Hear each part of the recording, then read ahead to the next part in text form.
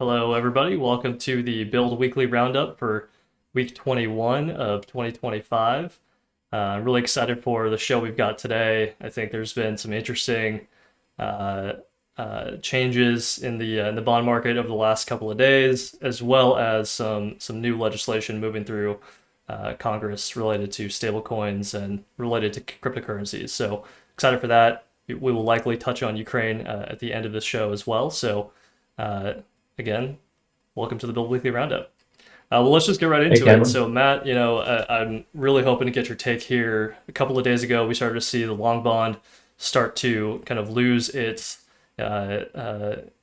increase the yield. Sorry, that was a little bit rough there, but the 20-year Treasury auction was kind of labeled as horrendous by multiple people. So I'm curious to hear what your thinking is on that and kind of what that spells for the rest of the economy moving out from there. So go ahead and take it away there, Matt. Yep. All right. Well, so just to lay the groundwork here, title A Pivotal Week.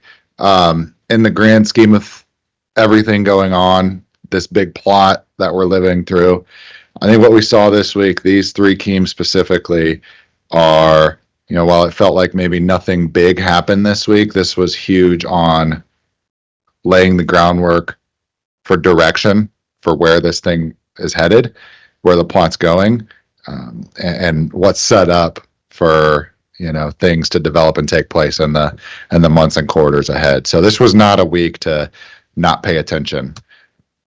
So to start here on the long bond, title of this theme, the long bond breakage. We'll get into the channel, but first I want to go into the why, what kickstarted this.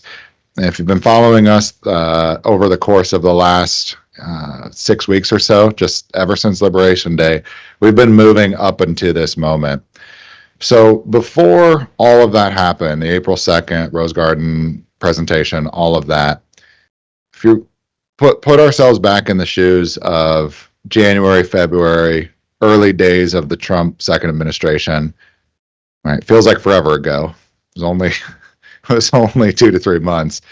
You heard Scott Bessent, Treasury Secretary, speaking in public that he wanted to be assessed and graded on the 10-year, right? Or interest rates. That's what he told us would be the scorecard, right? And where we stood on the fiscal situation, the sovereign debt situation, the idea was we needed to bring rates down to stabilize financing and be able to term out our debt into longer maturity.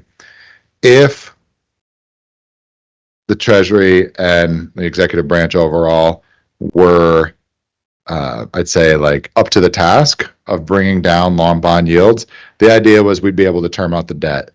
I think in the last, let's say 3 weeks, 4 weeks, ever since what has been unleashed on Liberation Day has started to materialize. The ball is rolling.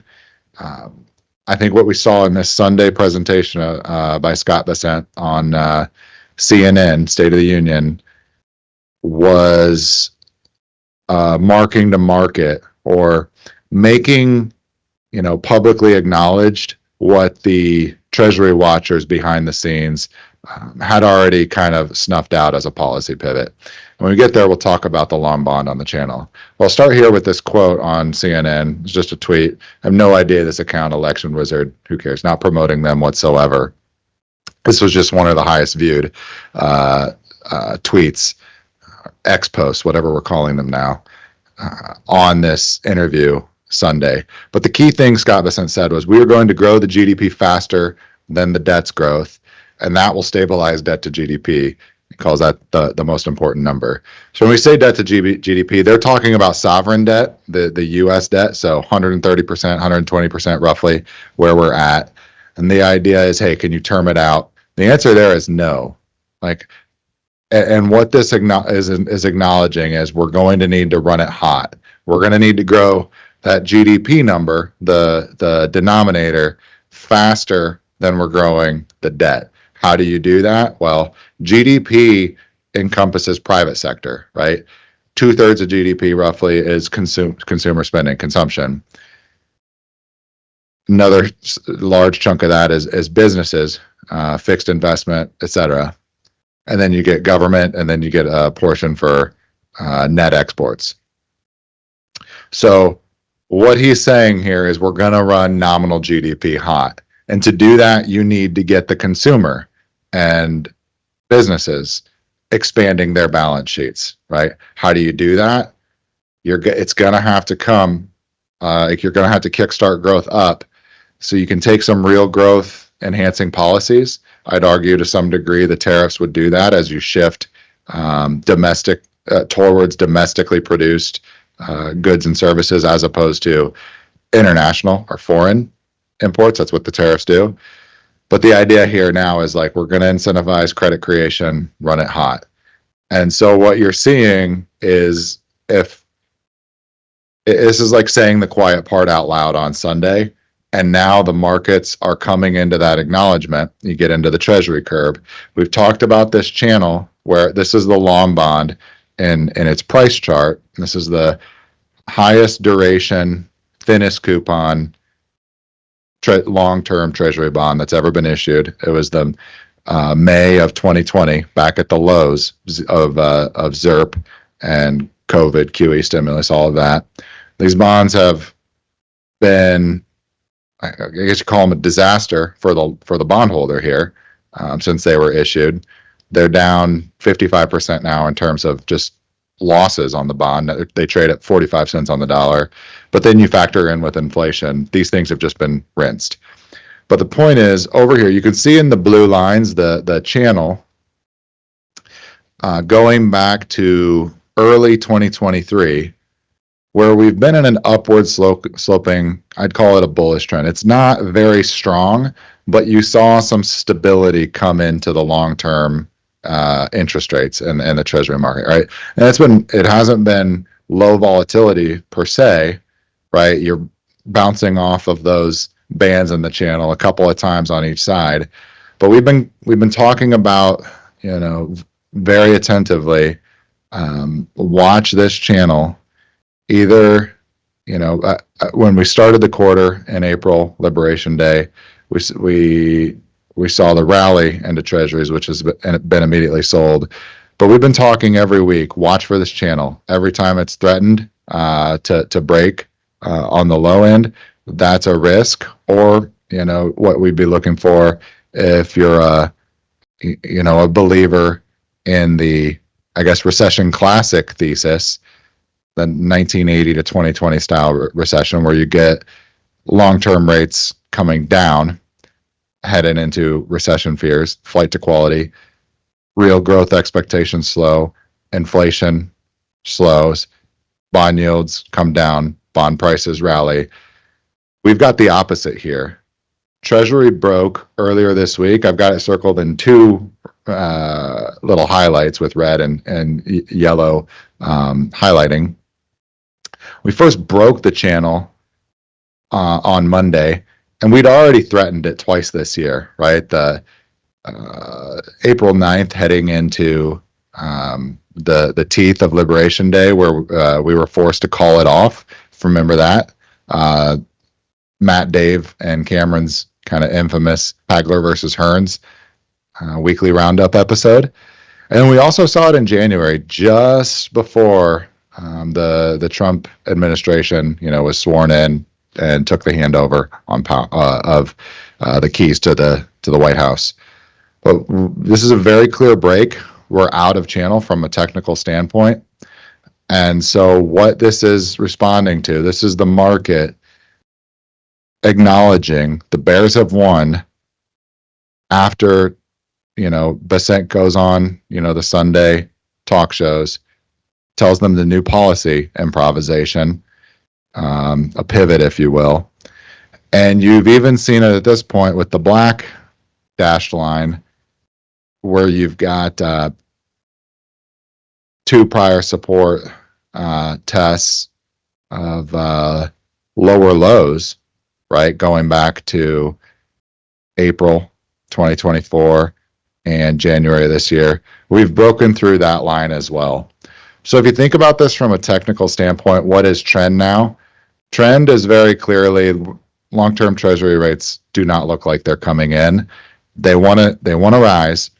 And that is all stemming from this. We're going to grow nominal GDP faster than we grow the debt. How do you do that? You have to incentivize the private sector to expand their balance sheets, households and businesses. And So Matt, I that's think the it's only way. worth mentioning too that this is happening globally on long yields globally, right? Not so the countries, but I don't have the slide.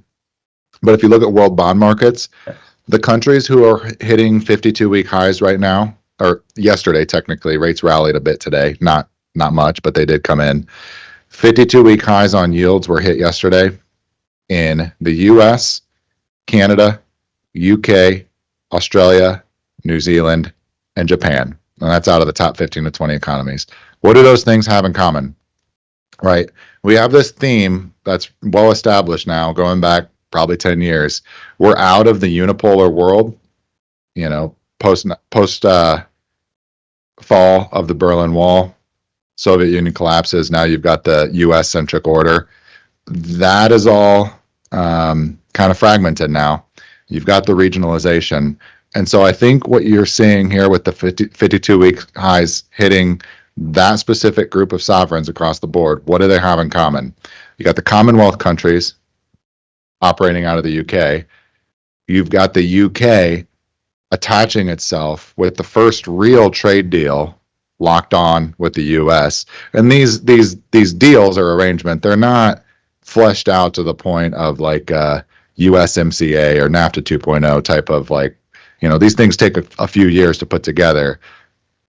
The first one though, the UK trade deal light maybe, an MOU, memorandum of understanding trade deal type of situation. UK is the first one to come along and plug in with the US and play, okay, we're simpatico. And then Japan as well. Japan is kind of your most trustworthy ally in Southeast Asia, if you're the United States. Ever since the two of them made peace post World War II, fought it out, came to a conclusion. Japan's been, a very good friend of the United States, running in lockstep. So you see that kind of band coming together of those Commonwealth countries, and I think that's a signal of who's letting their interest rate markets, the long-term yields increase, and adopt this policy front of we're going to run it hot, high nominal growth, which means higher inflation expectations. Which normally the definition of that for most people who are viewing this, I think it's become kind of the non-monetarist definition, but they think of inflation as rising prices. Talking about both here, this if this policy that Besant said is the new path, if this works, it's going to require monetary inflation, which means balance sheet expansion, and some of that is going to have to come through the financial sector as an intermediary, both regulated and unregulated within the domestic US. But then it's also going to require balance sheet expansion from households and businesses as well. And then the idea is that rate of growth is high enough that you can tuck the rate of growth in debt into it, right? And so you kickstart the economy, run it hot, and grow that way. Now, who is this worse for? It's worse for the bondholder. This is not a good thing. So if you look at this chart, the black line, kind of right now, the way I'd be operating, that looks like your new, like your trend line. And I think we're headed to spend some time below that line. In the weeks ahead, we'll keep watching this week after week, but we should start to get a clearer sign of yield levels. I'll come back next week with hard levels for, I'm getting asked the question, hey, at what point for the long end rate do you think this stabilizes? Well, right now, we don't know. It wants to go up. The Fed is very clear. If you're waiting for the Fed to step in, QE, yield curve control, the notes you didn't see played this week, right? There was no step in to stop the long end from selling off. They did not step in and buy more of this 20-year auction to keep the yield below 5. So they want to let market, discover price where it needs to settle out. But this is not taken as a sign of, hey, they're coming in right here at 5% So at these Matt, levels. what's your message to the TLT bros out there who, it's probably not a majority right now, but believe it or not, I do see people saying long TLT. Okay, well, we still have a big position there, but we're going to pare it back. I mean, I've seen this on, media on X. What's your take on that? Why would people be still on that position right now? What would have to happen? Because it doesn't. Yeah. Right now, it doesn't seem like they're right. But why would they stick to their guns on that? Oh, they haven't. They've been. It's not even that they're right. They've been abused since 2022, and really the drawdown started in August 2020. So it's not even that they're not right. It's that they're signing up for abuse. Yeah. I think, when you get into these trends I think most of us have a tough time understanding these big driving like fundamental trends. And when we say primary trend in markets, you usually think, what's the 1 to 2 year trend? Zoom out even more so. What's the decades trends or half century trends or 100 year trend? Like, what are you riding? And if you're in the mindset, if you view the long bond in the framework of what you grew up in your investment career, let's say you started in 1980 on Wall Street, your entire career has been 40 years of bond bull market. So when you see fives here, 5% yields on a 30-year, you say, oh my gosh, I love this. Not realizing that we're on the other side of a mountain, right? And so if you take your 5% yield, you're going to pay tax on that, right? Assuming you're a taxable investor.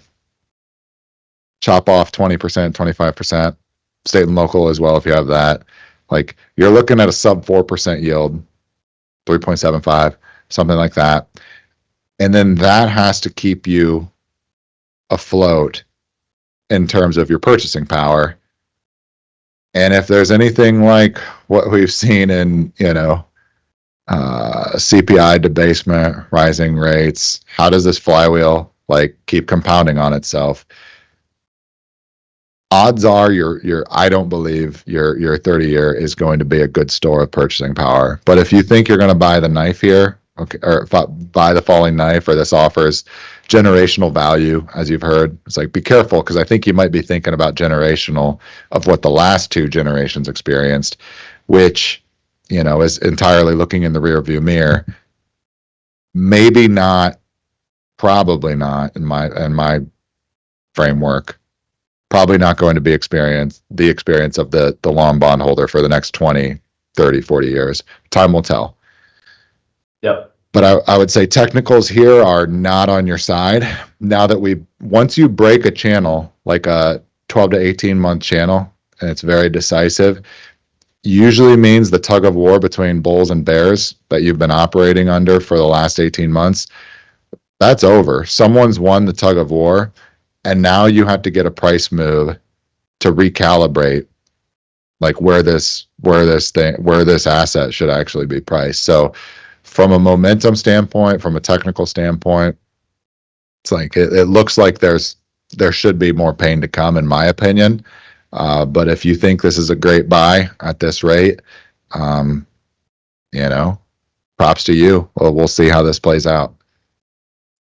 Then I'm curious, Matt, kind of related to that repricing piece, the 20-year auction. Can you kind of explain what you're seeing? You mentioned dealers misjudge demand, so walk kind of through how dealers play into this whole picture of the auctions for treasuries. Yep. So, everybody at this point is kind of aware of the big news Wednesday was that this treasury auction for the 20-year went notably poorly, tailed by 1.2 basis points. And what that means is what the dealers thought it would clear at going in, they were wrong. They were surprised once everybody aggregated the numbers. They printed the result. Boom. They were actually off by 1.2 basis points. not the worst tail ever recorded, but it's not good. It's like, all right, you were aiming at a target ahead of time, which is a moving target. How close did you get in as a dealer in terms of hitting that bullseye? They were way off, right? And so the fact that they were off told the rest of the bond market, oh, there's actually not as much capacity here as we thought to finance the long or to keep long end rates where they are right now. So to walk through the mechanics of how a treasury auction works, like in the days heading up, I think we'll give a little bit of a background so people can understand how we got to that result. So the key player in these games is the intermediaries are the dealers, right? You call them a primary dealer because they raise the order books with with each dealer's client base for the new bond offering. And so what they do over the course of, let's say, 3 to 5 business days before the auction date, they have they're just kind of open for business to take orders. Hey, when this thing comes to market on May 21st, how many of these bonds do you want? And then they offer you a price, right? And so their clients might be asset managers, hedge funds, pensions, insurance companies, smaller banks, all of that, who want to get exposure to this credit, this new treasury bond.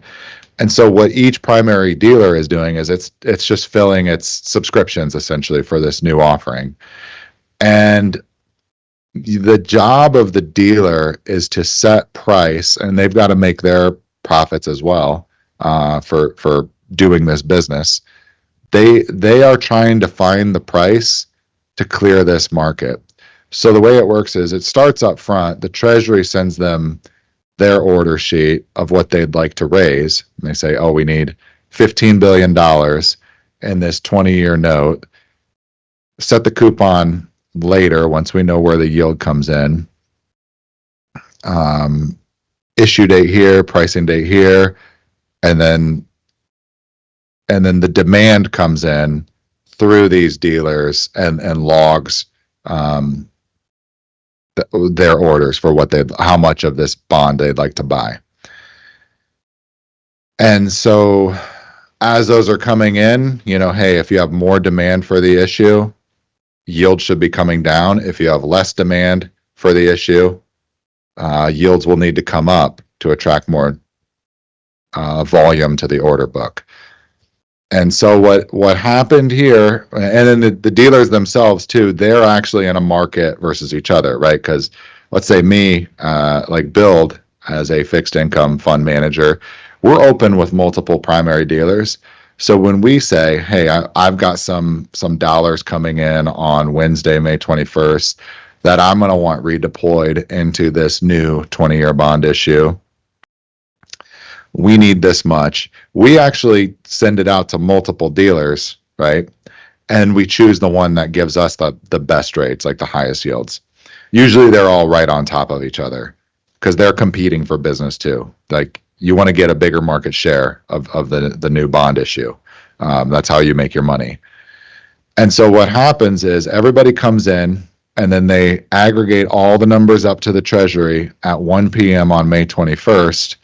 And it turns out, okay, you go at the auction clears at the highest yield available, like prices set by the marginal buyer, right? And where it's set, based on, hey, we got to walk up the order book, start with the lowest yields, those automatically get filled, walk it up. When do we cross over at 15 billion? That's the high yield, that's the clearing price. And what happened was where the dealers thought that this would clear going in, and usually they're pretty precise, but nothing's ever 100%. They were off meaningfully, significantly, 1.2 basis point tail. And then what happened after that? The market took that as a signal. Oh, like on this entire backdrop, what you heard from Besant, hey, we're going to run it hot. Nominal GDP needs to outpace credit growth. All of that backdrop, markets realize, hey, we need to actually clear higher, right? And then you saw 20-year yield jump, 30-year yield jump, and as that information is being absorbed. So this effect here, the auction is where the rubber meets the road, and you find price discovery at the primary issue. Secondary market trading will be less volume, so that can be a little bit less volatile and react to like headline economic prints, things like that. But the auction itself is revealing, hey, to get this actual capacity here, even at 15 billion, which is in terms of funding the overall federal government, adds up to basically squat. It's saying, hey, the cost at the long end, rates need to move higher. Now, is that a bad thing? It just take it as it is what it is.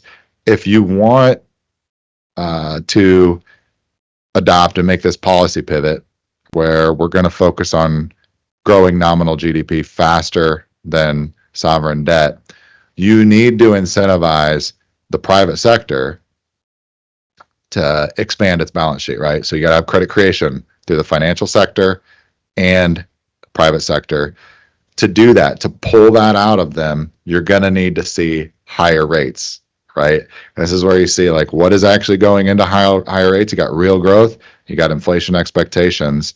So and the rates are reflecting that increase, that expected increase in monetary inflation, balance sheet expansion. That's what this is. And so that's why you don't see the Fed stepping in. Everybody think like we're trained to look in the rearview mirror. Post 2008 up until COVID regime, and you could say even the hiking cycle, Fed was in the driver's seat position.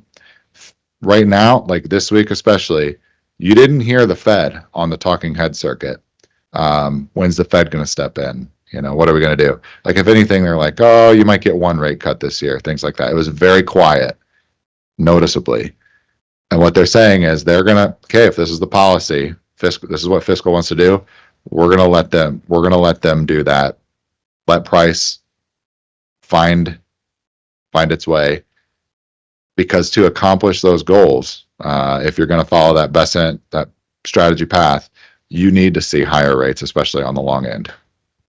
I think it's interesting too. Al, I believe it was, he had some type of an announcement or some type of speech where he mentioned even potentially looking at changing the inflation target that the Fed follows instead of. Oh, the average inflation targeting That's right. regime.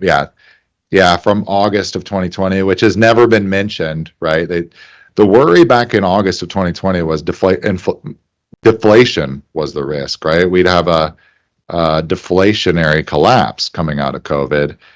And so they were trying, the idea was, hey, we need to try to create inflation. Well, that cat got out of the bag and was very difficult to put in. We're nowhere near a 2% average inflation target for like since that policy announcement was made in August 2020. Like we've been ahead of that 2% average for the entirety essentially since 2021. And to hit a 2% average for the decade, which is where like what he specified in that Jackson Hole speech, Jerome Powell, we'd have to have zero inflation. It'd probably actually have to be negative price level growth between what we have the remainder of the decade, just to satisfy the objective. So point is, nobody's mentioned that policy for like 5 years while inflation was running hot. The fact that it's opening back up again, or mentioning it this week, interesting as well. But Cameron, if you go to the next slide, you can kind of see what I'm talking about here a little bit. One more metric. So this is the 20-year yield in orange, and then in the white on the dots, plotted out for each 20-year bond auction. I've got the dealer takedown. And what this means is how much it's the percentage of the total issuance that the dealers couldn't sell and offload. If you think about these guys, these primary dealers, they're Costco, right? They're intermediaries. They don't want to store food, clothes, whatever. They merchandise, they buy it from the producer and they sell it to the American consumer. It's the same thing for your primary dealers. For the most part, they don't want to sit on 20-year US treasuries. They want to connect supply and demand let that bond origination pass through and find its ultimate balance sheet. They take a cut, but they do not really want that balance sheet to be the primary dealer, the investment bank itself, right? They don't want 20-year duration risk for the most part. They'll have to hedge it. They'll want to hedge it in the futures market so they don't have the balance sheet risk. They have no interest in like a Silicon Valley Bank type of situation materializing for themselves. So what you saw in this auction, right, very similar to January earlier this year, dealer takedown threatens 5.5%. We actually breached it this time around. That means there wasn't as large, like the bid for the bonds wasn't as strong as expected at the expected clearing price yields. And so the dealers had to take down more inventory, which now, to do so, it's got to be at a higher interest rate to pull them in. And over the coming days, weeks, month, short term, right? They have a quarter to move this inventory off to another balance sheet. So they price it at a high yield so that they can sell at a spread, right? So buy at a high yield, sell lower is ideally what you'd be trying to do. And the way these coupon bonds work for a 30-year, 20-year, 10-year, etc., they do what's called the primary issuance auction once a quarter, and this was a primary issuance. And then they do a monthly reopening where they'll add to it. So, for example, on the primary issue for the 20, they'll do 15 billion, and then the next 2 months they'll do a reopening of that same bond. You'll leave the spec sheet exactly the same QSIP. You just do another tap. They'll add 12 billion on in June, 12 billion on in July. This is where you get the schedule and the quarterly refunding documents, what they expect to do. And then in that same bonds inventory, you can be, you have 3 months now, essentially, or 2 more months to get those bonds onto another balance sheet. And you can offload them out of the same QSIP inventory. Now, come August, you'll get another one. So by the time we're in August, you need to clear this off the books. But if you're looking at prior months, it's kind of a tell if you see the dealer takedown where they're having trouble offloading supply, and you can see its upward trend going back to even July of last year. That's a positive slope. So the dealers to get this inventory off their books to ultimately find these bonds a home, you have to get there by increasing yields, right? To make it a better deal, better terms, more inflation expectations padding, all of that for your ultimate landing place for where these bonds will find their home. So I'm curious, kind of putting your PM hat on here for a second, Matt. What everything I just heard from you makes it sound like, if you are able to find these out on the secondary market, this might actually be an interesting thing to look at in terms of getting pretty good prices on the actual bonds or treasuries in this case. I'm kind of curious, do you agree with that? Do you kind of see it a little bit differently? And obviously for our own portfolio, just to, be clear here, we're not talking about, investment advice, anything like that. I'm just purely asking Matt here kind of his thoughts on him personally as a PM. Yeah. So, all right, this is a 20-year bond. It's on the run. For the next 3 months, it's going to have a lot of liquidity support, right? Your bid ask is going to be decent. It's not going to be as good as the 2-year. 2 years is the most liquid bond. It's shorter time horizon as well. But if you're 20 years, once you're past, August, liquidity on this will gradually start to diminish. And by the time, we're in 2026, 2027, this thing's going to trade pseudo illiquid. Like you're going to have to pay a liquidity premium or give up a liquidity premium, if you will, if you buy this and try to sell the bond. So if you're thinking about this, like, is this a good deal? you gotta, I would say, assess this on a held to maturity basis. And I'm like, just put yourself in the mindset of who has the 15 to 20-year balance sheet capacity where you can think of a dollar liability that you're saving for or trying to fully fund 20 years out. And there's some businesses who are in that standpoint, pensions, obviously. Like if you have a specific project, for most individuals, right? You're trying to think of, all right, do I have a liability? Well, maybe a child's college tuition, right? If you're, a newborn and 20 years out, what do you expect to pay? Now, if you comp tuition price increases to a 5% annual growth, I think they've been growing at a rate above 5% over the last 20 years. And I don't know that that trend discontinues, like reverses. So I think I'd be careful. Think about your time horizon. Is 5% and maybe a little bit more on the 20-year, but that's about where it's trading today. Is that a good price for kind of hedging out your project risk? I think for some businesses, pensions, et cetera, obviously they're gonna leap after this. Like if you've got a specific dollar liability due, May of 2055. But for everybody else, you gotta weigh, is this actually going to hold its purchasing power? Because all the setup of the context. Besson's said it crystal clear. It's public knowledge at this point. We're gonna run it hot. Balance sheet expansion is going to be incentivized. Does 5% actually get you there? That's a TBD.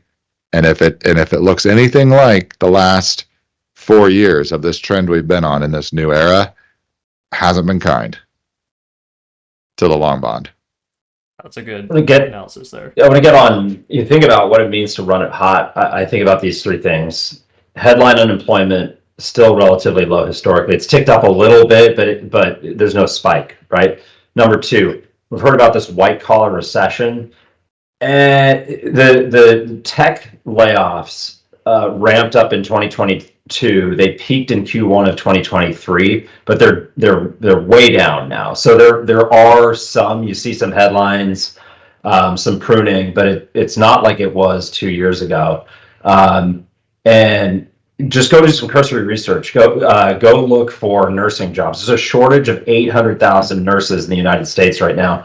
There's 1,000 job postings for registered nurse in Seattle alone. Go Tampa, 1,000 job postings for registered nurse. So my view is run it hot. Is you have prices are elevated. Housing has cooled a little bit because affordability is probably all-time terrible. But in-person services like healthcare outlays are at all-time highs. Restaurants, have you gone to a restaurant lately? Home service, have you hired a plumber lately?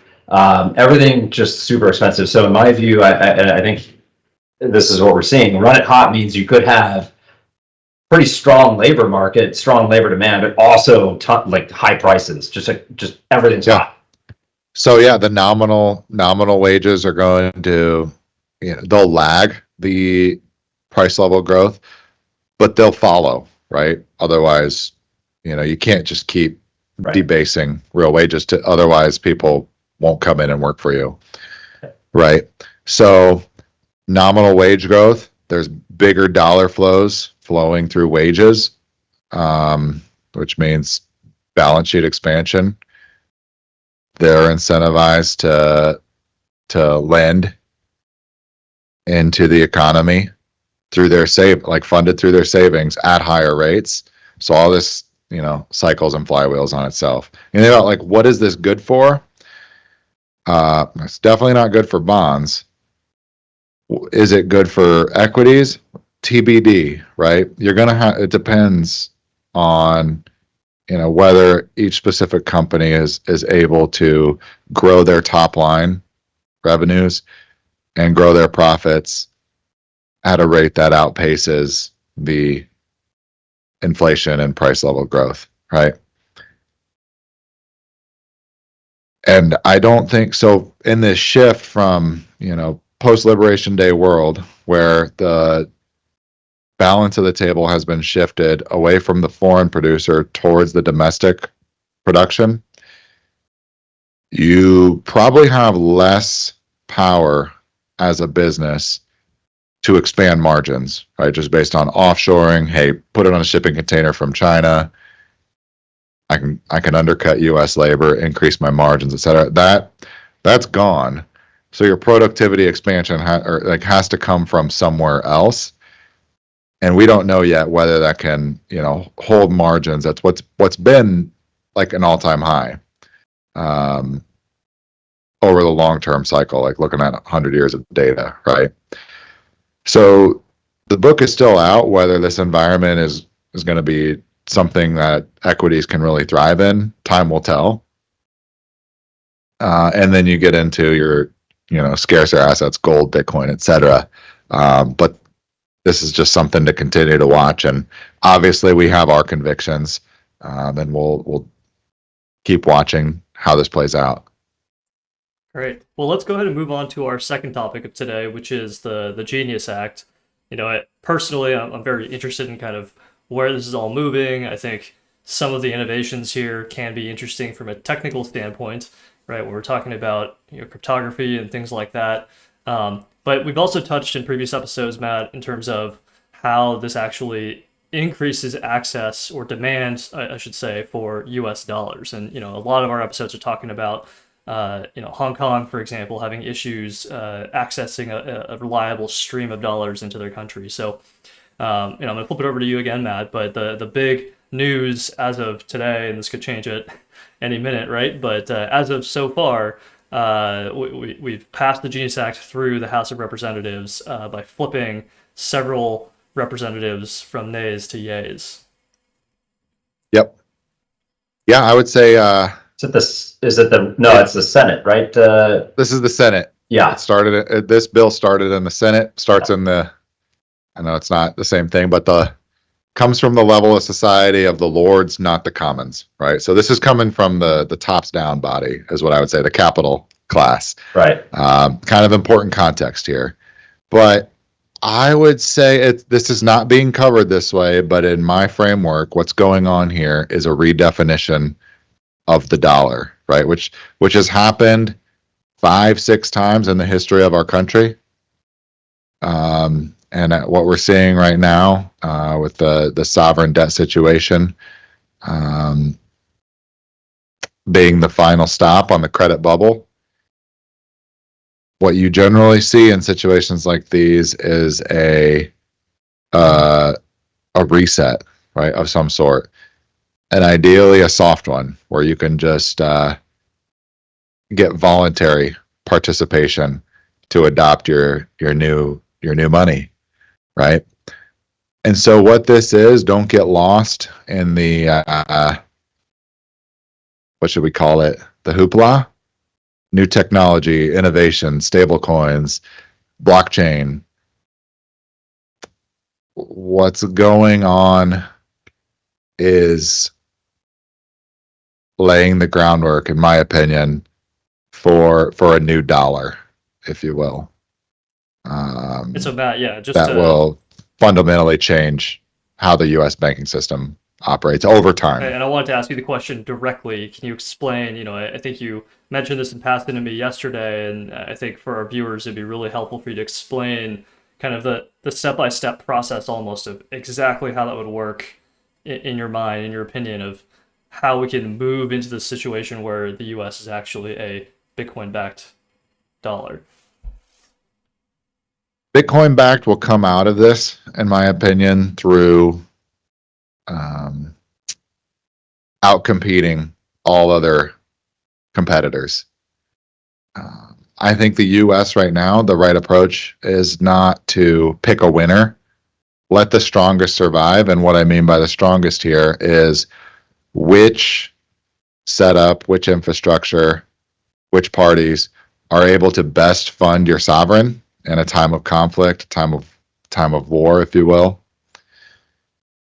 to keep the state financed and provide it the resources that it needs. And I think the what we saw materialize from 2020 to 2022 was case in point that the old model was at its seams of what it could accomplish, like hitting its own boundary conditions. And what's coming next is this emergent front, which we saw kind of progressing and building up steam throughout the 2010s. Obviously, it starts with Bitcoin, right? And that exchange rate of Bitcoin to dollars, that's informative of where value is shifting from an FX standpoint. But then on top of that, you saw this growth of, hey, we're gonna anchor ourselves onto this blockchain phenomenon with the dollar-backed stablecoins, if you will. So if you just, I'll go through how I see this playing out maybe in a little bit, but to lay the groundwork here for what the Genius Act actually entails, right? It's laying the regulatory framework for domestic regulation and adoption by our financial institutions and financial system of these stablecoin dollars, right? And they're not bank dollars. They're not Fed dollars, which is where everybody kind of what we all think about as today's version of the dollar. These would be dollar IOUs tokenized on blockchains, right? And so far, up until this Genius Act, there was very little like lockdown in terms of formal regulatory policy on what's allowed, what's not allowed, who has power to regulate stablecoins within the U.S. I guess sovereign jurisdiction. So you've seen adoption, you've seen usage of stablecoins like Tether, USDC, things like that inside the United States, but you haven't seen kind of wholesale adoption by financial institutions and banks specifically, and treating these stable coins as dollars themselves, which in today's definition of a dollar, right, pull out a bill from your purse or wallet, what it says is this note is legal tender for satisfying all debts, public and private, right? It's a debt repayment definition of a dollar. Like it's a full credit standard. So what this is kind of merging towards is moving these stable coins potentially as, the next level, the handoff from that full credit dollar to something else. And what this bill does, well, first, I think I want to get into what changed. How did this flip from, less than 2 weeks ago, failing to make it, like once it was passed out of committee, this bill failed to make it out of the cloture process, which means we've locked in the text of the bill, finished arguing. We can argue now, as senators, they can continue arguing, but the process is now to come up. You'll add amendments to the bill, which will then go to a final vote to make this policy, which then has to go in the next step of the process. It has to go to the House, then go to the president's desk, et cetera. But to start, what are the basics here? The stablecoin bill, just level setting, they have to be fully reserved in par value of Treasury debt obligations. So you have to be 1-to-1. So if stablecoins want to expand supply, you have to buy the Treasuries. That's the key thing here. It's a new home for some of this government debt. 20-year Treasuries that we saw at the auction this week wouldn't be a good fit to back up a dollar deposit, but something shorter term, a Treasury bill, 2-year, maybe that would. But that's the key thing first and foremost. They have to be fully reserved. And as far as I know, Tether presents their balance sheet, and it's got the #1 market share by far.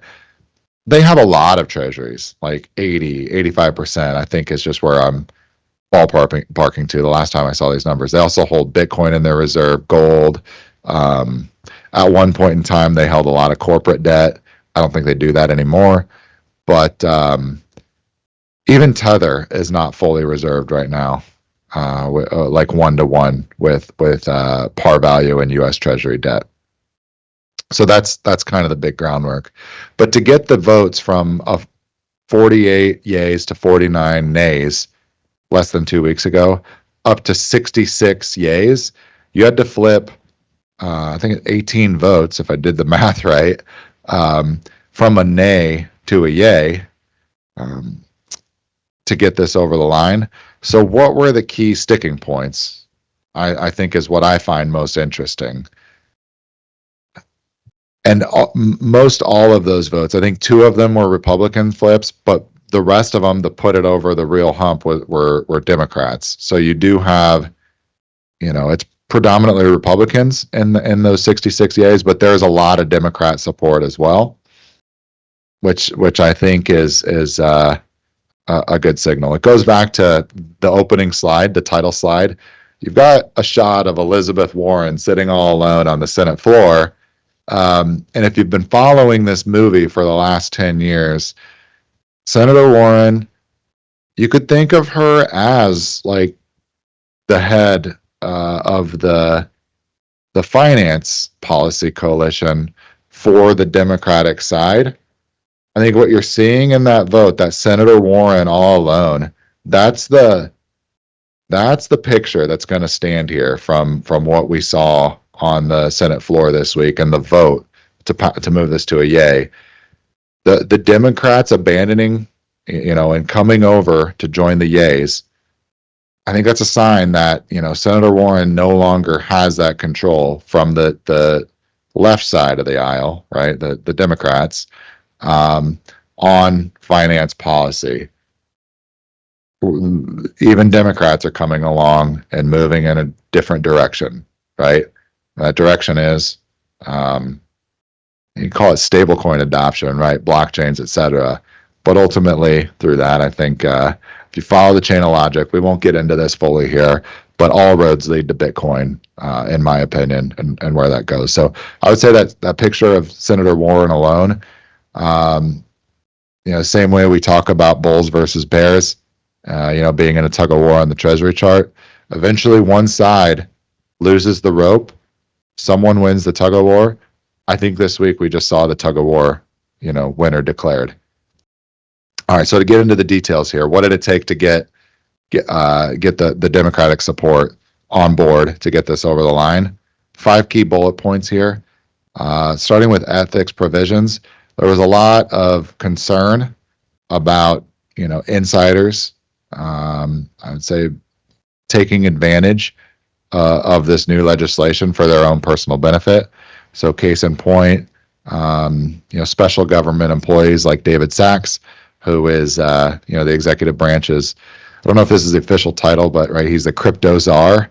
He's got a lot of investments in the and AI and AI, yeah, in the crypto cool space. You saw President Trump launch his Trump token, Melania token, World Liberty Financial. They're involved there as equity stakeholders, et cetera. So you saw a lot of concern on insider dealing, but they wanted to get those extra Democratic votes on board, adding ethics provisions onto the bill was super important for a few of them they mentioned. There were also restrictions on big tech, right? And what do you view this as? This is kind of in the war for who owns the franchise of money, right? And this has been kind of brewing since late 2010s. You had the story with Facebook and the Libra coin, right, where Washington D.C. woke up and New York woke up to what was going on with the adoption of big tech and these hyperscaling platforms. Their business, the natural intersection, was running right up to the border with money, right, with the financial industry. And so what this bill puts limits on is your issuers, your Mag 7 companies, notably Meta, right? If you think about a stablecoin issuer mapping onto a social network, it has a really strong fit. But but there's restrictions now on big tech operating a stablecoin. Strengthen consumer protection, so specifically interest charges, things like that. But then also the data sharing. So if you think about credit card data, financial data, how advertising companies build audience segments and can really hyper target um, any internet connected advertising like display ads, social media ads, video ads, streaming TV, everything. The data, this is something that's really grown over the last decade. Post 2008, that that data that companies like Amazon have on shoppers, consumers, is almost like, what would you say? Like it's an unbeatable weapon, if you will. Like you can't compete against that if you have that consumer data mirrored to money. Like it's almost too good. Like it's just an unfair playing field. And so the data sharing, this law actually carves out and specifies that with these public blockchains where all of this stuff would take place, maybe some of it's private as well. Um, the data sharing between the stablecoin issuers and um, the retail industry, merchandising, et cetera, it sets very clear lines on data protections, if you will, um, for use cases of just complying with existing law regulatory requirements as currently stand. So AML, KYC type of stuff. Now, granted, that doesn't mean your data is not going to go into shopping and used for ad targeting. It 100% will. I think the concern, Matt, is if you allow Amazon to issue its own currency, they basically control a large part of the economy, like soup to nuts. So, and it totally, like, your payments and shopping data, your financial data, don't kid yourself, it's still going to be used for yep. ad targeting. Oh, It yeah. just matters, is it all going to live in one company silo, or will it be kind of split apart? Yeah. It's just where all this is moving. Um, Put in some financial clarifications on how this act would plug in with the existing Federal Reserve financial system. And notably, new text clarified that the Genius Act doesn't change anything about eligibility for Federal Reserve master accounts. So, can you park your reserves at the Fed and settle with other regulated banks and financial institutions?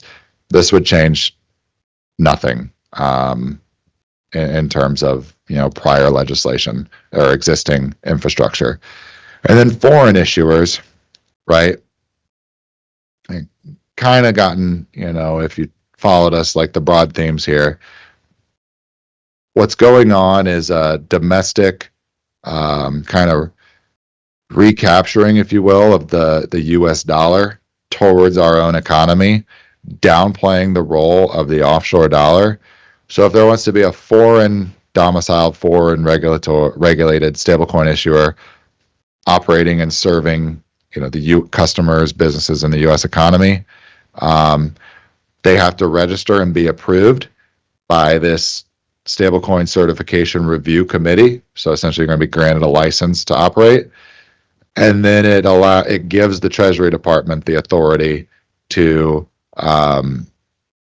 designate a foreign issuer as non-compliant if they do not follow orders. So it very very clearly locks in that the Treasury has the power here, which is kind of ironic here, right? They have to be these stable coins have to hold Treasury debt, and you're at the whims of the U.S. Treasury from a legal perspective, right? So it's kind of like the Ouroboros snake eating its tail, right? If you really think I about think it. Tether already came out and said they would just create a separate entity, U.S. based, cordon that off. That would be the U.S. Genius Bill compliant stablecoin issued out of a U.S. entity, but then leave the rest of Tether, across the globe unchanged. Yeah. So how would that be? Because they'll have to reserve 1-to-1, and are you going to operate two different reserves? Are you going to have technically two different That's tethers? what their plan You're going is. to Yeah, maintain I forget parity between the what two. Paulo mentioned, but in an interview Tether he said it would be Classic, Matt. separate. Tether Classic. Yeah. Yeah, That's right.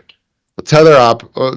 Tether is blockchain promiscuous, right? You can get the tether tokens on multiple chains, and ultimately, it doesn't care which is hardest or which offers the strongest privacy guarantees. It's about what's lowest cost on transacting. But no, that'll be interesting as we kind of foot, and then to maintain par. If there's two different sets of reserves, backing one versus the other, different arbitrage opportunities will naturally emerge. What you've actually formally done is you're forming an offshore dollar peg, as we've seen, across the rest of the world. So, or just everywhere. Hong Kong, Gulf Coast, UAE runs a interbank offering rate, all of that. So this is just, continuation, my opinion. This doesn't look like de-dollarization to me. If anything, it looks like basically what Bitcoin has done has expanded the map, where there used to be, dark areas that weren't able to be accessed. Well, we filled them in. It's like, playing old World of Warcraft or, your old role-playing games. You fill in the map, we expand that. There's more room for the dollar to fill in. We'll find out if the private sector takes up the offer here. But my base case would be that they do, and this is essentially a an upgrade, or if you will, or a change to the definition of the dollar that's being laid down out of necessity, not choice. So, Cameron, I don't know if you want me to go into the Bitcoin backed. How do you get into a Bitcoin backed stablecoin? I wonder if we. I can walk through that in a different time. I think that's a good. Let's do. I know we're running. We're kind of running today, so I think that's a good separate episode, Matt. I think we should get into it, but let's put some prep into that. Okay. Sounds good. Yeah, put that one on pause, but I have some thoughts there. All right, so let's do final thought to close this out. What's going on in Ukraine? So on Monday, you'll all one of the other headlines. There's been a lot going on this week, but you saw Trump speak about this publicly, the Russia-Ukraine situation, and the most recent development is Russia's backing away. They're not at the table for peace discussions right now. And what you heard from Trump was basically just you can think about it as a divorce lawyer, like the peaceful negotiator in the middle. I know that's not a perfect analogy because we have some interests now. There's a minerals deal at stake here. We have some skin in the game. But it's basically an acknowledgement that we're not going to be able to rectify this situation. Russia's backed off from the peace talks. They're not at the table anymore. You saw this quote from Secretary Marco Rubio this week, speaking at Senate testimony. The specific challenge: Russia wants to take possession or wants to incorporate the lands that they currently occupy, and Secretary Rubio's statement they're not entitled to. That's Crimea, the Donbass. There's even more on top of that, and Ukraine wants to obtain and any negotiated peace lands that they can't actually militarily retain. So you've got this unmeetable bid ask. There's no room in the middle to satisfy anything. On top of that, EU very clearly wants to continue this fight and will continue this fight. Russia wants to continue this fight. So the perspective now from the Ukraine situation, there's very unlikely to be any intermediate piece, let alone a long-term durable piece. The only way out of this process is through, which is I think a very unfortunate situation for the world, that we can't put this fire out for this time. But to bring this home, what does this mean for bond markets? What does this mean for the monetary system? Well, we're going to continue like the wartime footing, which means Ukraine needs to find a way to be financed from the European front, or the European side of the engagement. We're already at a point where, with the U.S. fiscal situation, we've kind of shifted. If you listen to what the Trump administration is paying, it's like, we can't keep adding on and running up the bill. Europe, you're going to need to pick up some of this. So you're going to see some monetization to fund this war coming out of the EU. And that's where I think you see this split we talked about. Whose bond yields rose this week? It's the US, the Commonwealth countries, and Japan. They're going to allow for credit expansion, driven by the private sector, to monetize, whittle away at their own sovereign debt situations. That's kind of a flex. You can afford to do that. The EU is going to have to finance this and bear the brunt of this effort from their side. It's most important, most critical to them. They share the land border with the Russian Federation.